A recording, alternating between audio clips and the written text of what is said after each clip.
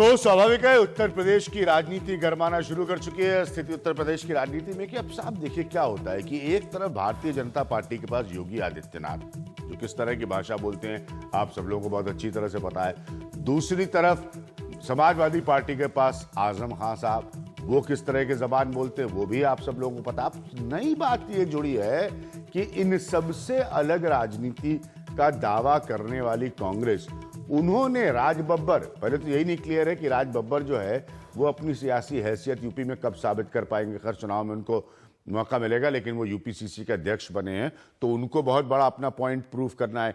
इन सबके बीच में जो राज बब्बर के नंबर 2 हैं वो उत्तर प्रदेश की पॉलिटिक्स में किस लिए जाने जाते हैं। वो भी जिस तरह के बयानों के लिए योगी आदित्यनाथ जाने जाते हैं या जिस तरह के बयानों की धारणा जो है वो आजम खां के बारे में रखी जाती है, उससे कोई 2 कदम पीछे नहीं है बल्कि शायद बराबर या आगे ही होंगे इमरान मसूद, जिनको अब कांग्रेस पार्टी अपने साथ रख रही है, राज बब्बर अपने साथ रख रहे हैं उत्तर प्रदेश के चुनाव के लिए।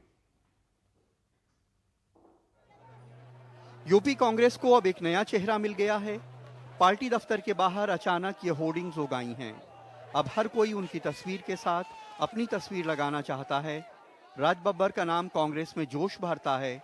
अभी कुछ महीने पहले ही उन्होंने लखनऊ की सड़कों पे जुलूस निकाल के करीब 10 किलोमीटर मार्च किया था।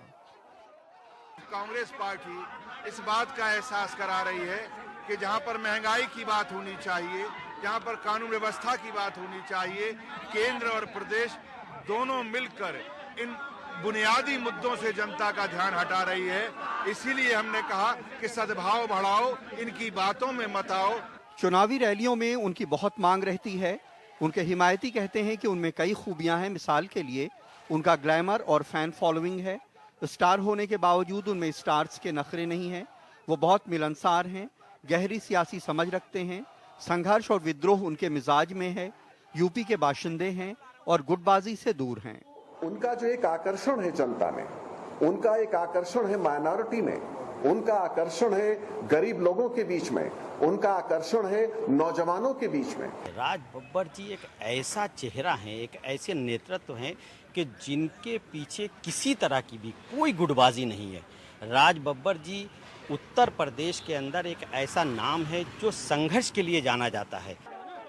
राज बब्बर ने कॉलेज के दिनों से ही यूपी में सियासत की है। यहाँ से कई बार लोकसभा और राज्यसभा में गए हैं, इसलिए यूपी में अपनी चुनौतियों को अच्छी तरह समझते होंगे। यहाँ कांग्रेस गुटबाजी की शिकार है। 56 लाख वोटर 18 से 22 साल का है, लेकिन युवा कांग्रेस और एनएसयूआई बेदम है। पिछले विधानसभा चुनाव में कांग्रेस 356 सीटें लड़ी, जिनमें से 204 पे चौथे, 5वें और 6ठे नंबर पे आई। राज बब्बर की जातीय पहचान ना होना भी उनका नेगेटिव पॉइंट माना जा रहा है। ये बहुत बड़ा फेरबदल हो जाएगा यदि उनकी जाति ना होना सकारात्मक उसमें जाता है। वैसे मुझे नहीं लगता है कि सकारात्मक हो जाएगा। जाति का ना होना ये नकारात्मक मुद्दा है। चुनाव में मुकाबला करने के लिए एक माहौल की जरूरत होती है, लेकिन यूपी में अभी तक कांग्रेस का माहौल तो नहीं ही रहा है। लेकिन पार्टी पहले प्रशांत किशोर को ले आई, फिर गुलाम नबी आजाद को, फिर राज बब्बर को और अब प्रियंका गांधी के आने की चर्चाएं हैं। इससे पार्टी में बदलाव जरूर आएगा, लेकिन सियासत के जानकार कहते हैं कि कांग्रेस को सिर्फ परिवर्तन की नहीं बल्कि क्रांति की जरूरत होगी। लखनऊ में कैमरामैन रमेश वर्मा के साथ कमाल खान, एनडीटीवी इंडिया। तो राज बब्बर को कतई भी अभी ये बात का इल्म नहीं होगा कि उनको अपनी परिपक्वता साबित करने का। वैसे आप देख रहे थे रिपोर्ट में खूब लोग बयान बता रहे थे कि ये नेता हैं, वो नेता हैं, ऐसे नेता हैं, वैसे नेता हैं, लेकिन उत्तर प्रदेश कांग्रेस के कभी वो अध्यक्ष नहीं रहे हैं और उत्तर प्रदेश में कांग्रेस 1989 के बाद कोई भी सत्ता के आसपास के अरेंजमेंट में भी नहीं आई है। तो मुझे नहीं लगता कि जो लोग बाइट्स दे रहे थे और युवाओं में लोकप्रिय है और यहाँ पर लोकप्रिय हैं और वहाँ पर लोकप्रिय है। छोटी सी जानकारी राज बब्बर के बारे में आपको बता दूं कि जो वो पिछला चुनाव जो हारे हैं राज बब्बर, वो 5.6 लाख वोटों से हारे राज बब्बर गाजियाबाद में। तो पिछला चुनाव, क्योंकि आप किसी पॉलिटिशियन को उसकी हाल की परफॉर्मेंस से आंकते हैं तो वो उससे आ रहे हैं। खैर हम इस पर चर्चा नहीं कर रहे हैं, हमारा मसला बिल्कुल अलग है। हम बात इसलिए कर रहे हैं कि यूपी में जो पोलराइजेशन की पॉलिटिक्स होती है, जो ध्रुवीकरण की पॉलिटिक्स। अब कल देखिए पूनिया साहब थे इस प्रोग्राम में, और पीएल पूनिया साहब एक ब्यूरोक्रेट रहे हैं उत्तर प्रदेश के, और साथ में अब एक पॉलिटिशियन है। तो उन्होंने खुद ही कहा, राज बब्बर को या राज बब्बर के बारे में बताते हुए उन्होंने खुद ही कहा कि किस तरह से राज बब्बर एक ओबीसी हैं। वैसे वो सोनार, जैसे गोल्डस्मिथ कहेंगे, सोनार जो कम्युनिटी है उससे आते हैं राज बब्बर, और उसकी गिनती जो है ओबीसी में होती है। तो कल पूनिया साहब जो है वो ये बताने की कोशिश, कभी तक किसी को ये पता ही नहीं था। राज बब्बर एक पुरानी फिल्मों में आते थे कभी किसी जमाने में, तो वही हैं। तो अभी पहली बार कांग्रेस के एक नेता उनको ओबीसी भी बनाकर पेश करना चाहते हैं। क्यों? क्योंकि सबको लगता है कि यूपी में कास्ट और पोलराइजेशन की पॉलिटिक्स के लिहाज से बड़े चमत्कार हो सकते हैं। अब आदित्यनाथ भारतीय जनता पार्टी में, आजम खान समाजवादी पार्टी में, इमरान मसूद जो है वो कांग्रेस की तरफ से हैं। तो ये इमरान मसूद साहब जो है वो भी बहुत सारी बातें जो है इस तरह की बोलने के लिए जाने जाते हैं, जिसमें उत्तर प्रदेश को लेकर बड़ा प्रश्न होता है। मेरे साथ अब अखिलेश प्रताप सिंह साहब हैं जो कि कांग्रेस के प्रवक्ता है, और मेरे साथ गौरव भाटिया है जो कि समाजवादी पार्टी को रिप्रेजेंट कर रहे हैं, और मेरे साथ आईपी सिंह साहब हैं जो कि स्पोक्स पर्सन है उत्तर प्रदेश बीजेपी के। अखिलेश जी, आपसे सबसे पहले मैं जानना चाहूंगा, ये आप लोगों ने तय किया है कि जैसे योगी आदित्यनाथ का काउंटर आजम खां हो सकते हैं, जो सभी लोग उसी तरह की भाषा बोलते हैं, तो आजम खां का काउंटर जो है वो आप इमरान मसूद ढूंढ कर लाए हैं, और उनको आपने नंबर 2 की पोजीशन दी है नए राज बब्बर जो यूपीसीसी के अध्यक्ष बने हैं उनके साथ। अखिलेश जी, कहते नहीं, आप व्याख्या गलत कर रहे हैं। क्यों? जितने नाम और दलों में लिए आपने, वो लोग कंटिन्यूटी में हैं, इस क्रम को जारी रखे हुए हैं। हाँ। हिंसक कट्टर बातों को। हाँ। ये मेरे पार्टी में आने के कई महीने पहले कुछ लफ्जों का प्रयोग किए थे। उसके बाद मेरे पार्टी में आने के बाद कोई भी, सिर्फ ये नहीं, कोई भी कहीं भी इस तरह की बात करता हो तो हमारी जिम्मेदारी और जवाबदेही है। और इन्होंने उसके लिए खेद भी व्यक्त किया था। अच्छा। और दल के लोग जो बीजेपी है, सपा है, और दल के लोग हैं, खासतौर से बीजेपी, वो ऐसे लोगों को गौरवान्वित महसूस करती है, ऐसे लोगों को प्रमोट करती है, तो जब ऐसे लोगों को मानक मानती है एक मंत्रिपरिषद में देने अखिलेश जी, अखिलेश और प्रताप जी, संगठन में पद देने के लिए। अखिलेश प्रताप जी, आप खुद ही अपनी बात को पलट दे रहे हैं भाई।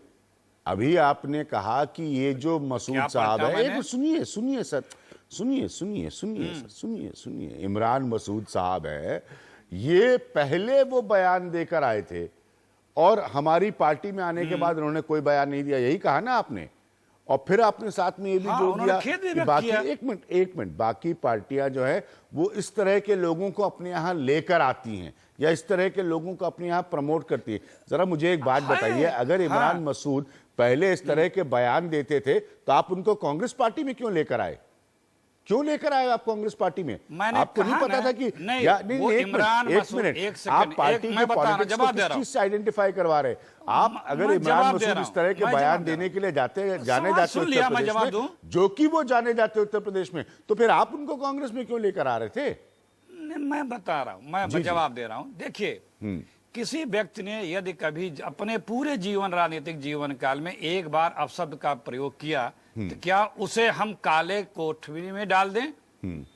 और जो दूसरे दलों के लोग तो लगातार बोल रहे हैं और उन्हें प्रश्रय दिया जा रहा है। हम कह रहे हैं कि यदि उनको खेद हुआ, क्षमा मांगे, उनको क्षोभ हो रहा है, और उसके बाद कभी भी वो कोई भी मेरे पार्टी में है, सिर्फ इमरान मसूद की बात मैं नहीं कर रहा हूं, कभी भी कोई इस तरह की वक्तव्य नहीं दे रहा है, तो क्या हम ऐसे लोगों के साथ क्या सलूक करें? हम अच्छे व्यवहार करना चाहिए, हम वो व्यवहार कर रहे हैं। हम तो यह कह रहे हैं कि हमारे इस कृत्य से दूसरे बीजेपी के कृत्य को कंपैरिजन कभी नहीं किया जा सकता है। आप शीर्ष से चलें, मैं दिल्ली से गिनाना नहीं शुरू करना चाहता हूं अमित शाह जी से, यूपी में ही ले लें। यूपी के बीजेपी के प्रेसिडेंट कौन है? यूपी के चाहे राणा जी हो, मैं गिना दूं, चाहे राणा जी हो, चाहे वालियान जी हो, चाहे संगीत सोम जी हो, चाहे और तमाम लोग हो, मैं गिना दूं थोड़ा सा, एक सेकंड और यूपी में सबसे पहले अपराधियों को, जो गैंगस्टर थे जिनको पुलिस ढूंढ रही थी, उनको लाल बत्ती देने का काम कल्याण सिंह जी की हुकूमत में शुरू हुआ। किसे पता है? हम लोग कभी किसी अपराधी को महिमा मंडित नहीं करते।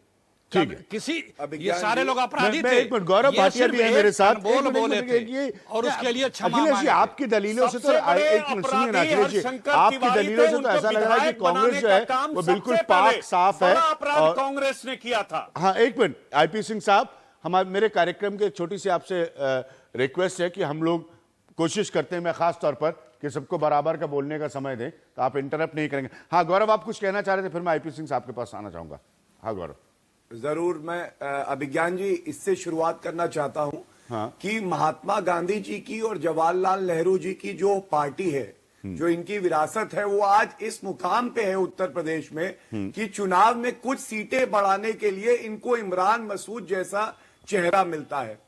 और ये और दुर्भाग्यपूर्ण है कि आप उसको देखते हैं कैसे अखिलेश जी, जो बहुत वरिष्ठ हैं, वो डिफेंड कर रहे हैं। मैं समझता हूं कि कांग्रेस जो है एक पिटी हुई पार्टी है, और अगर वो इस तरह के चेहरे लाती है तो वो अपने लिए मुसीबत बढ़ा रही है, क्योंकि उत्तर प्रदेश में चुनाव जो है वो विकास के मुद्दे पे ही होना है। और भाजपा उसका पीछा करते हुए ऐसे व्यक्ति को उपाध्यक्ष बनाती है, सुरेश राणा जी को, जो चार्जशीटेड है अभिज्ञान जी मुजफ्फरनगर दंगों में।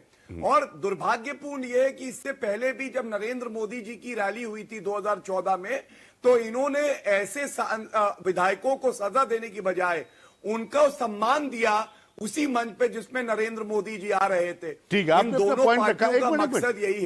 गौरव जी आप अपना पॉइंट रखना चाह रहे थे। गौरव जी आप अपना पॉइंट सर रखना चाह रहे थे, मैंने पूरा समय दिया आपको, नहीं तो फिर हम लोग फिर समाजवादी पार्टी और उस आजम खां के बयान और उसके ट्रैक रिकॉर्ड पर हम जाएंगे। एक मिनट, मैं भारतीय जनता पार्टी को लाना चाहूंगा। आईपी सिंह जी, यूपी में क्या सब तरफ से, जिसमें आप भी पूरी तरह से शामिल हैं, योगी आदित्यनाथ जो है वो आपके यहाँ चेहरा है, आपके यहाँ कैंपेन के इंचार्ज रहे एक समय में, एक हिस्से के, क्या आप लोग पोलराइजेशन पॉलिटिक्स को, ध्रुवीकरण की राजनीति को, बयानबाजी की राजनीति को पूरी तरह से बढ़ावा नहीं देते?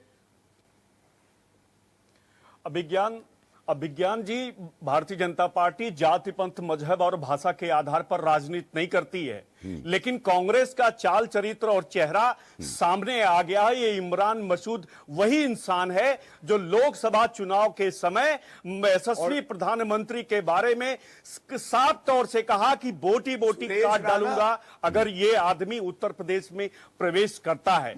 ऐसे आदमी को लेकर अखिलेश जी आते हैं, उनकी प्रशंसा करते हैं। डाउन टू अर्थ आदमी अखिलेश जी। हम लोग तो ये समझ रहे थे अखिलेश जी उत्तर प्रदेश कांग्रेस के अध्यक्ष हो सकते हैं, लेकिन ऐसे आदमी को लेकर आए जो 1989 में आईएएस जवाहर ने स्वर्गीय राजीव गांधी के बारे में टिप्पणी किया था कि 60 आदमी को उड़ाने के लिए एक्सटेंसिव ट्रेनिंग की जरूरत होती है। वो आदमी 600 मिलियन इंसान को, देशवासियों को चलाएगा। यही बात राज बब्बर ने 1989 में जब राजनीति प्रारंभ की तो लखनऊ विश्वविद्यालय के प्लेटफॉर्म पर शुरू की। और जो जिस अपराध की बात हमारे बड़े भाई अखिलेश जी कर रहे हैं, हरशंकर तिवारी सबसे बड़े माफिया थे उत्तर प्रदेश के, उनको सबसे पहले विधानसभा में पहुंचाने का काम और गौरव ये प्राप्त कांग्रेस ने किया है। लेकिन दुर्भाग्य है कि उत्तर प्रदेश में अब स्थितियां जिस प्रकार की कांग्रेस और समाजवादी पार्टी दोनों सेकुलर फोरम पर जाकर बना रही हैं। आज 2009 का वाकया मुझे याद आता है। यही अखिलेश जी इतने उत्साहित थे कि 2012 में सरकार बना रहे थे। आपने अपना पॉइंट रखा आईपी सिंह जी, योगी आदित्यनाथ किस तरह के बयान देते हैं, ये भारतीय जनता पार्टी को पहले देखना चाहिए।